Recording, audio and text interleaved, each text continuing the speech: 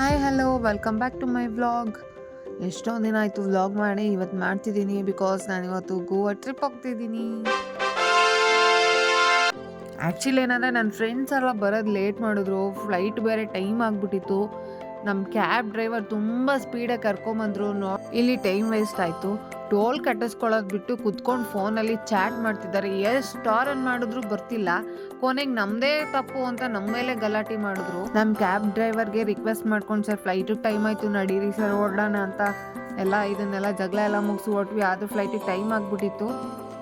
ಓಡ್ಕೊಂಡು ಹೋದ್ವಿ. ಇಲ್ಲಿ ನೋಡಿದ್ರೆ ಇವ್ರುಗಳ ಸೆಲ್ಫಿ.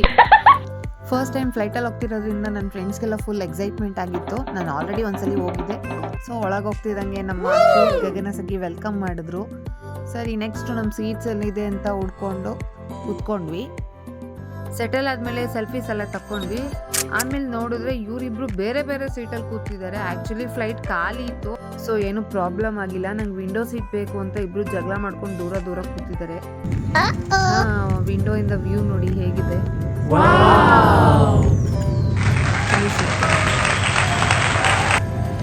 ಫ್ಲೈಟಿಗೆ ಲೇಟ್ ಆಗಿಬಿಟ್ಟಿತ್ತು ಅಂತ ಊಟ ಮಾಡಿರಲಿಲ್ಲ, ತುಂಬ ಹೊಟ್ಟೆ ಹಸಿತು. ಬ್ಯಾಗಲ್ಲಿ ಒಂದು ಚಾಕ್ಲೇಟ್ ಹಾಕೊಂಡು ಬಂದಿದ್ವಿ.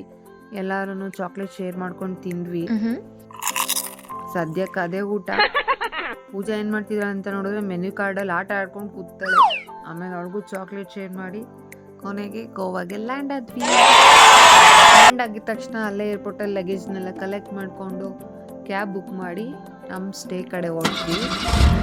ನಮ್ಮ ಸ್ಟೇಗೂ ಏರ್ಪೋರ್ಟ್ಗೂ 80 ಕಿಲೋಮೀಟರ್ಸ್ ಡಿಸ್ಟೆನ್ಸ್ ಇತ್ತು. ಬಟ್ ಮಳೆ ಬೇರೆ ಇತ್ತು, ಎಲ್ಲ ಟಯರ್ಡ್ ಆಗಿದ್ವಿ. ಹೋಗಿ ಸ್ವಲ್ಪ ಹೊತ್ತು ರೆಸ್ಟ್ ಮಾಡಿ ಫ್ರೆಶ್ ಅಪ್ ಆಗಿ ರೌಂಡ್ಸ್ ಹೋಗಿದ್ವಿ. ನೋಡೋಣ ಫುಡ್ ಏನಾದರೂ ಸಿಗುತ್ತಾ ಅಂತ ನೋಡ್ಕೊಂಡು ಹೋಗಿದ್ವಿ. ಅಲ್ಲೇ ನಿಯರ್ ಬೈ ಹೋಟೆಲ್ ಇತ್ತು. ಫುಡ್ಡು ಪಾರ್ಸಲ್ ತೊಗೊಂಡು ಬಂದು ಊಟ ಮಾಡಿ ಮಲ್ಕೊಂಡ್ವಿ. ಬಾಯ್, ಸೀ ಟುಮಾರೋ.